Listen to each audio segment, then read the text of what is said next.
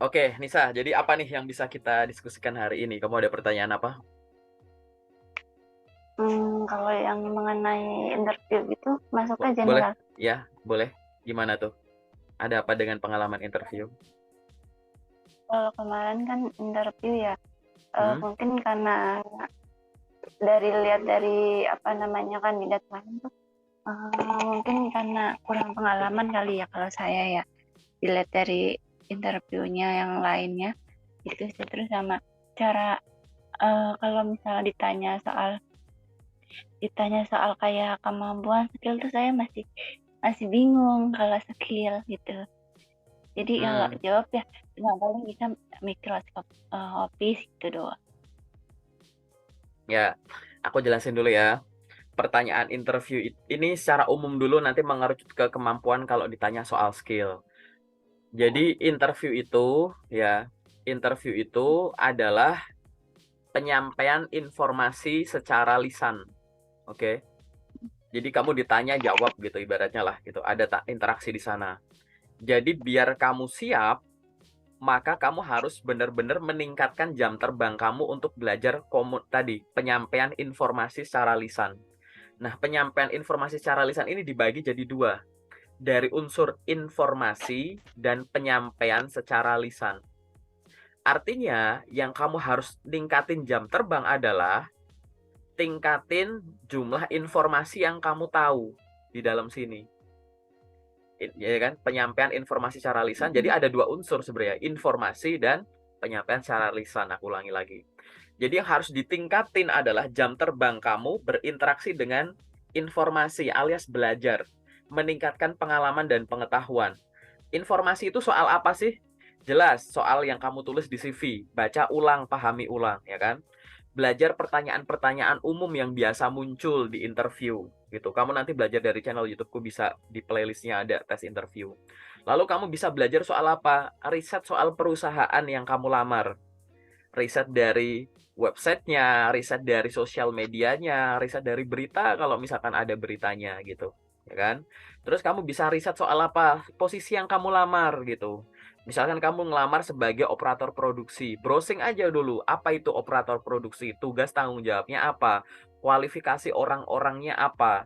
Karena nanti dengan ngomongin kualifikasi orang-orangnya apa, nanti bisa ngarah ke skill yang tadi kamu tanyain.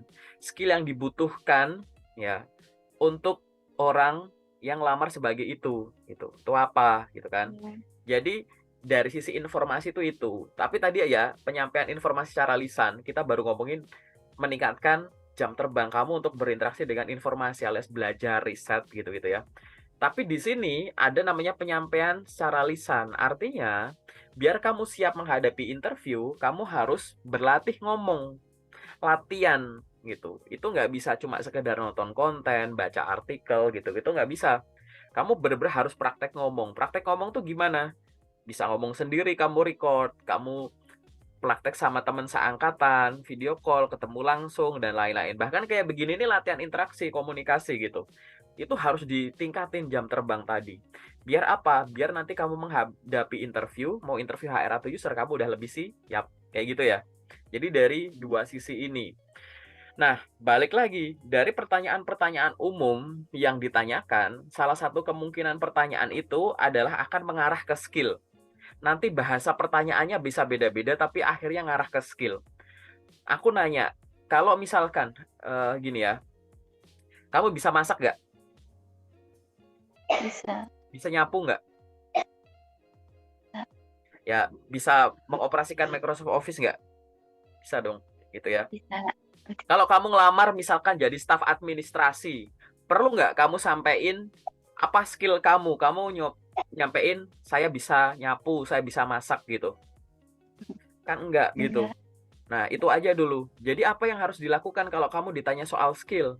Kalau kamu udah berlatih, nanti kamu dengan cepat akan paham nanya soal skill. Berarti dia nanya soal skill apa yang aku miliki dari pengalaman sebelumnya yang berguna bagi posisi ini. Jadi Hmm. sampaikanlah skill yang relevan. Lah kamu tuh ngelamar sebagai apa? Kalau misalkan kamu ngelamar jadi guru bahasa Inggris, sampaikan itu bahwa saya memiliki kemampuan komunikasi yang baik. saya fasih berbahasa Indonesia dan bahasa asing. Bahasa asing yang saya kuasai tidak hanya bahasa Inggris, namun bahasa Jepang dan bahasa Mandarin. Sampaikan kayak gitu nggak apa-apa. Nilai plusmu adalah kamu bisa bahasa Inggris sesuai dengan posisi guru bahasa Inggris gitu kan. Tapi plusmu yang lebih plus-plus adalah bisa bahasa asing lain gitu. Itu adalah yang sesuai contohnya. Gitu. Kamu punya kemampuan apa, punya skill apa gitu. Kamu sampaikan saja.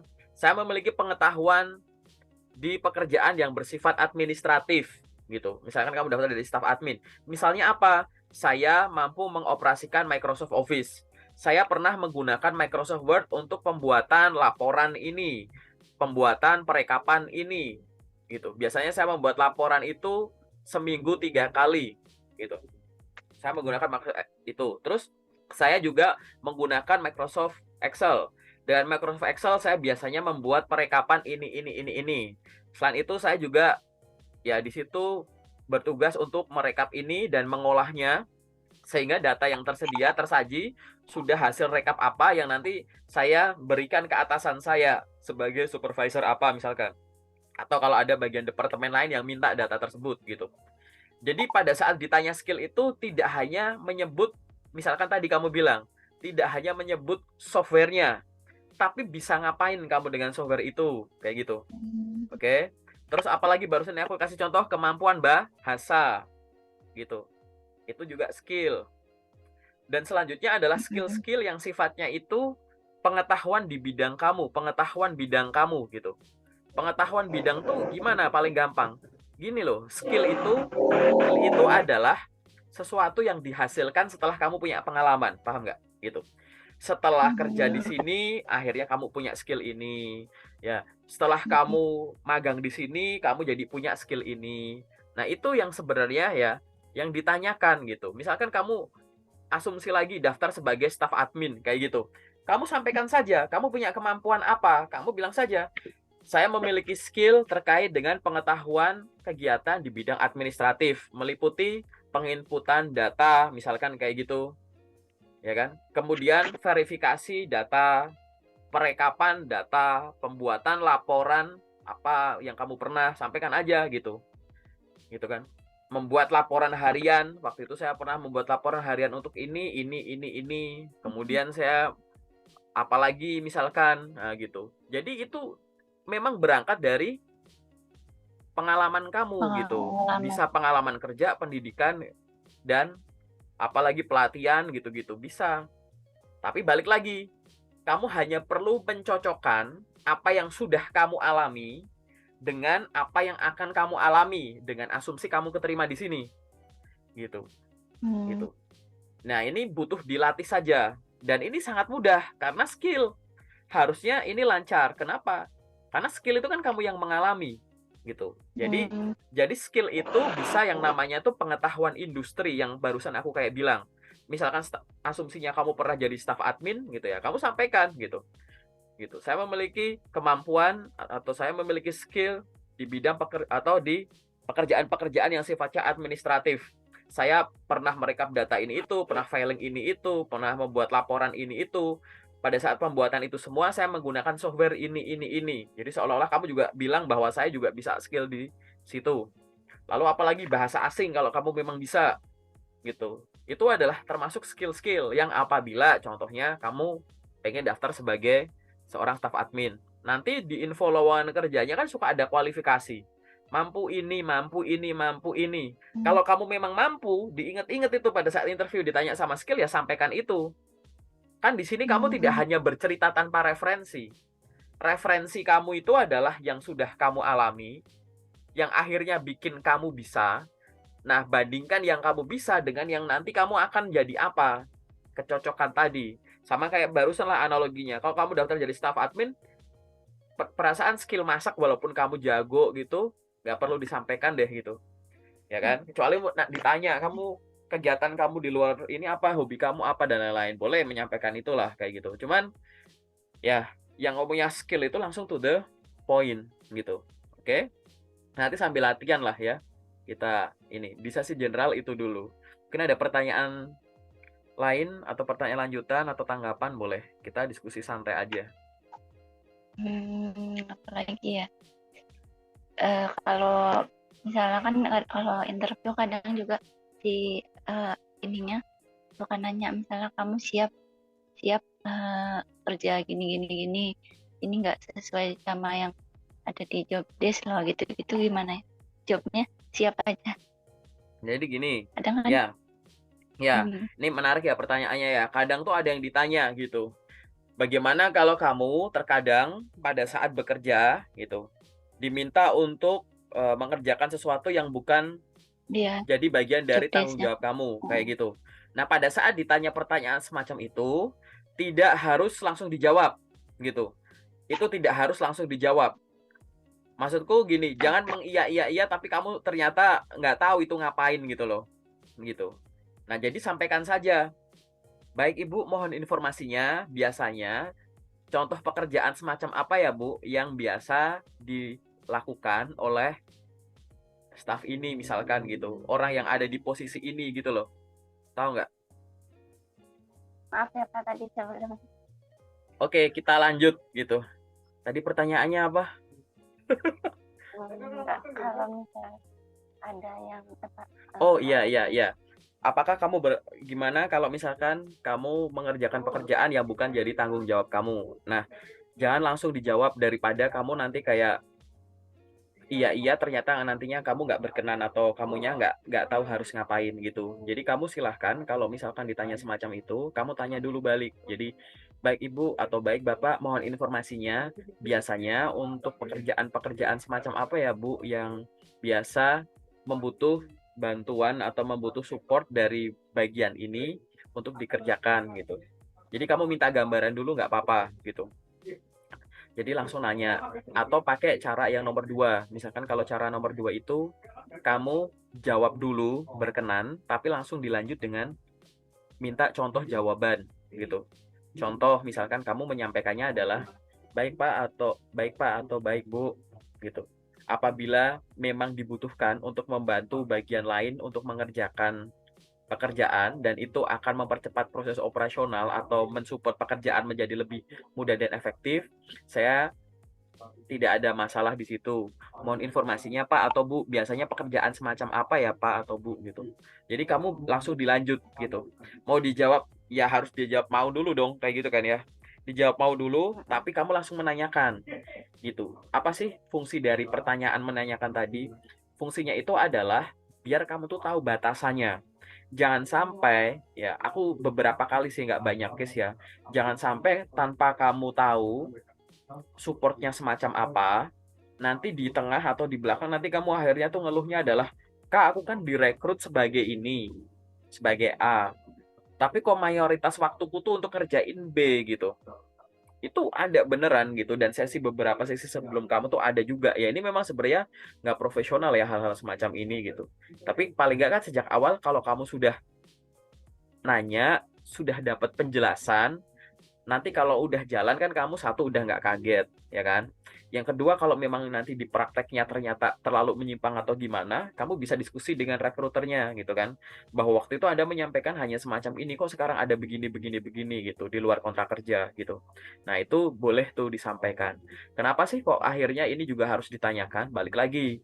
Mungkin nanti akhirnya kamu ada ukurannya dengan beban kerja kamu. Jadi kerjaan kamu jadi banyak. Beberapa ini alasan teman-teman ya yang pernah share sama aku. Nah, ini bebannya banyak gitu. Mungkin itu nanti kamu juga bisa melihat pertimbangan dari sisi benefit yang ada di kamu. Yang kedua, mungkin kamu support bagian lain ini tuh mungkin dari sisi hati kamu, perasaan kamu. Kamu tuh nggak suka kerjaan yang sifatnya semacam ini gitu. Jadi akhirnya nanti kamu malah jadi bad mood gitu, nggak perform. Itu bisa bisa juga misalkan nanti terkait dengan load kamu nanti hubungannya sama jam kerja kamu. Sebenarnya kalau kamu ngerjain jam kerjaan kamu tuh normal jam kerjanya, tapi gara-gara ada semacam ini akhirnya ada lembur atau hari libur dihubungin udah sampai rumah dihubungin dan lain-lain. Nah, hal-hal semacam inilah yang kamu butuh suatu informasi tambahan gitu ya sebelum nanti akhirnya kamu memutuskan iya atau enggak. Tapi ingat lagi gitu. Ingat lagi bahwa pada saat kamu nanti menghandle gitu ya, menghandle suatu pekerjaan di luar bidang yang kamu kuasai semacam itu, nanti itu ibaratnya kamu kalau mau ngelihat dari sisi positifnya adalah kamu itu jadi punya pengalaman lebih gitu, ya kan? Kamu pernah nyoba ini, pernah nyoba ini, pernah nyoba ini, gitu. Kita ngelihat dari sisi positif itu nggak masalah. Terus saya malah senang kalau ada pekerjaan tambahan, apalagi itu bagian lain. Akhirnya saya pinternya banyak gitu. Dari sisi admin saya paham, dari finance saya paham, dari HR saya paham, operation saya paham dikit, gitu kan. Kayak gitu. Jadi malah anggap aja ini sebagai tempat kamu untuk meningkatkan kemampuan diri, gitu. Karena kamu punya kesempatan. Kalau biasanya kesempatan itu hanya datang pada saat kamu menjabat sebagai itu. Tapi di sini kamu bisa memiliki kesempatan untuk tadi punya pengalaman tadi hanya karena kamu bersedia untuk ya membantu support pekerjaan-pekerjaan di luar job desk kamu. Nah, ini sebenarnya gak masalah ya. Nah, yang penting tadi kamu paham apa yang akan kamu lakukan, bahkan untuk hal-hal yang sebenarnya bukan job desk dari pekerjaan yang kamu lamar gitu. Oke, nanti sambil dilatih ya pertanyaan ini ya. Tapi ini menarik ya pertanyaan ini karena beberapa ini bukan pertanyaan yang wajar ditanyakan. Maksudnya pertanyaan umum, tapi tidak cukup jarang lah ya itu ditanya semacam ini di interview HR atau user itu cukup jarang sih semacam ini. Tapi nggak masalah kan gitu ibaratnya kayak gitu. Ini tuh menunjukkan fleksibilitas kamu. Oke. Jadi perusahaan itu lebih suka orang-orang yang fleksibel gitu. Fleksibilitas itu dari macam-macam. Misalkan mau ditempatkan di mana saja, ya kan? Mau lembur, mau sistem shifting dan lain-lain gitu. Fleksibilitas macam ini itu perusahaan itu senang. Tapi balik lagi, aku harus lewat sudut pandang yang kedua belah pihak. Kamu sebagai sudut pandang seorang eh, kandidat gitu ya, sebagai karyawan. Jadi kayak ya fleksibilitas boleh, tapi kan fleksibilitas itu tetap harus yang terukur gitu ya, gitu harus tahu batasannya gitu, sehingga biar tahu batasannya kamu butuh data yang tadi ditanyakan. Sementara itu ya Anis ya untuk general ya gitu. Nanti ini didengerin orang yang kamu paham bayangannya gitu. Oke, menarik ya. Mungkin apalagi soal interview kamu yang pertanyaan yang biasa muncul atau yang mungkin baru denger kok ditanya begini ya gitu, itu ada lagi nggak yang kamu pengen tanyakan? Kalau misalnya kan saya mau lamar-lamar aja ya gitu ya, maksudnya ke banyak posisi walaupun belum ada pengalamannya. Kayak kemarin saya kan belum pengalaman HRD, nah saya coba aja lamar. Terus kemarin ada interview, terus ditanyain tuh, kamu bisa kayak apa sih payroll ya gitu-gitu yang berkaitan sama HRD. Nah, jawabnya sih saya mah yang ada pengalaman saya aja. Walaupun saya belum memiliki pengalaman kayak di HRD, tapi saya pernah jadi admin, terus kayak gini bisa gitu-gitu sih. Lebih baiknya gimana ya Pak kalau misalnya bukan posisi yang pernah saya lamar? Jadi gini ya, boleh nggak kita melamar pekerjaan di luar pengalaman kita? Ya boleh aja, tapi paling nggak kita harus punya pengetahuannya, jangan asal kirim. Contoh misalkan kamu kuliah jurusan A, pengen kerja di bidang B. Nah itu kamu jangan modal, nekat aja asal kirim, pakai keberuntungan. Kamu riset dulu posisi B itu kualifikasinya butuh kemampuan apa, butuh pengetahuan apa gitu. Jadi nanti di luar pendidikan formalmu, kamu meluangkan waktu entah belajar sendiri, ikut magang, ikut pelatihan, ikut apa, biar kamu bisa B. Jadi seolah-olah kamu bilang bahwa saya ngelamar di sini, kalau melihat dari background pendidikan itu memang menyimpang. Tapi di luar pendidikan formal saya belajar atau berlatih ini dan itu dibutuhkan untuk posisi ini gitu. Begitupun posisi ini yang sama gitu. Kalau misal kamu ngelamar kerja itu di suatu posisi dan diundang, ditanya itu, apalagi fungsi itu adalah fungsi yang wajib, ya buat aku sejak awal ya harusnya kamu udah paham dan tahu itu, gitu kan. Dan kamu beruntung kalau memang sampai bahkan nggak sesuai tapi udah sampai diundang sampai interview gitu. Di situ kamu sampaikan saja kalau memang belum ada pengalaman nggak apa-apa, tahu aja yang ada pengetahuan nggak apa-apa. Tapi untuk posisi atau jabatan yang sejak awal kamu tahu bahwa itu menyimpang, harusnya kamu ada persiapan dari sisi pengetahuan atau pengalaman. Ingat ya, nggak harus pendidikan formal, nggak harus punya pengalaman yang kerja di kantoran. Pendidikan non formal, kursus, les, bootcamp boleh. Pekerjaan non formal kayak freelance, part time, entrepreneur itu boleh gitu. Kecuali pada saat interview kamu ditawari posisi lain gitu. Oh saya lihat kamu punya pengalaman sebagai staff admin ya, tapi kamu mau nggak kalau kamu mau di bagian procurement gitu? sampaikan. Di sini kamu boleh ngomong, saya belum punya pengalaman di bidang itu, gitu. Boleh informasinya, boleh. Kamu tidak ada persiapan, kalau ditawari di tempat boleh. Tapi kalau sejak awal kan kamu udah bisa ngefilter nih, gitu kan. Beda case kan, gitu. Sehingga jangan kelihatan kalau kamu asal ngirim aja gitu. Emang boleh ngirim lamaran di luar bidang itu boleh, tapi ya harus ada alasan kan, ibaratnya gitu, ya. Kalau kamu bilang nggak tahu, nggak bisa gara-gara ditawari di tempat karena mungkin yang interview kamu HR atau usernya melihat kamu ada potensi di posisi itu dan kamu memang nggak tahu karena minim pengalaman, nggak apa-apa sampaikan.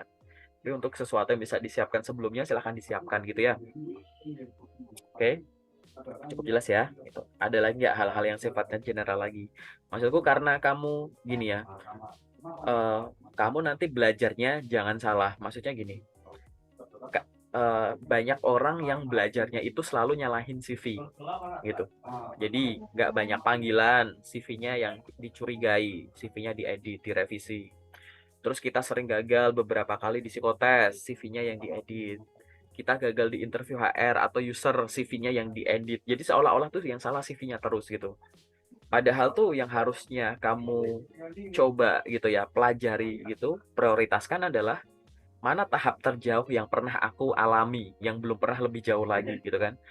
Apakah di tahap terjauh ini aku sering gagal? Kalau iya, berarti itu sebagai fokus utamamu, itu dibenerin dulu.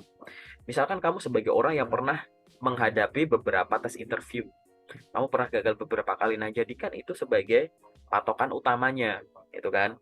Itu yang fokus utamanya di situ. Gimana biar aku lebih mampu menghadapi tes interview untuk yang selanjutnya gitu. Apa yang harus aku lakukan dulu nih gitu.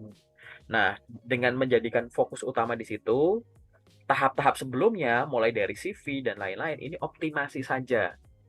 Optimasi itu biar aliran kesempatan kamu interview makin banyak. Oke. Tapi nanti kalau memang aliran ini udah banyak, udah kamu antisipasi dengan kamu yang lebih mampu menghadapi interview gitu. Jadi kamu siapin dulu wadahnya. Ini kan kayak ibaratnya pintu air gitu di bendungan. Siapin dulu pintu air yang kuat, baru nanti dioptimasi biar aliran ke sininya tuh deras gitu ya. Gitu. Jadi begitu nanti kena aliran deras, kamu lebih mampu mengatur ini, mengatur pintu airnya gitu. Kamu lebih lebih mampu mengatur ya tadi ya gitu. Jangan sampai kebalik, kamu yang udah otak-atik CV terus, panggilan kerjamu jadi makin banyak, tapi begitu menghadapi interview, kemampuan interview masih belum meningkat ya kan gitu. Jadi ya jangan kebalik gitu. Banyak orang yang menyalahkan CV-nya terus. Gagal di medical check up beberapa kali, yang diedit CV-nya gitu. Harusnya kan ya edit pola makanmu, olahraga rutin gitu-gitu, ya kan?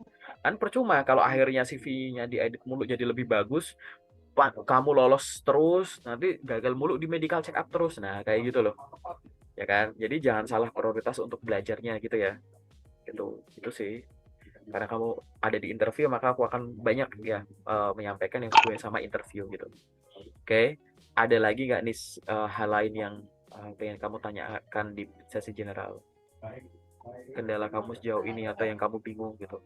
Mungkin pertanyaan-pertanyaan interview yang kamu tadi baru denger terus, atau aku interview tuh pertanyaan ini tuh menemukan di beberapa perusahaan tapi aku belum menemuin jawaban yang pasti gitu.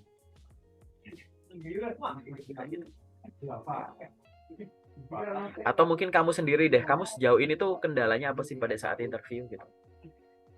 Kendalanya ya mungkin saya juga kan kalau apa sih pas interview kurang gitu ya ngomongnya, nggak terlalu bingung juga kan. Terus sama kalau misalnya ngelihat, kadang juga bingung nih kalau ngelihat orang lain lebih banyak pengalaman, jadi kayak insecure gitu ya kali ya. Jadi kayak kayak nggak mungkin yang aku dapat nih, itu kayak paling dia yang masuk gitu dong, kayak kadang kayak gitu. Udah kepikiran gitu Jadi dulu ya. iya. Nggak apa-apa sebenarnya tadi ya, mengantisipasi masalah kepedean kita atau kekurang siapan kita di interview sebenarnya lewat optimasi dua tadi. Sadari dulu bahwa interview itu emang cuma penyampaian info, ya kan? Penyampaian info yang ada di sini secara lisan gitu. Kadang tuh orang jadi nggak pede, gugup, takut, itu bukan karena apa-apa, tapi biasanya cuma dua hal ini. Mungkin dari infonya, jadi dari materinya kamu kurang menguasai.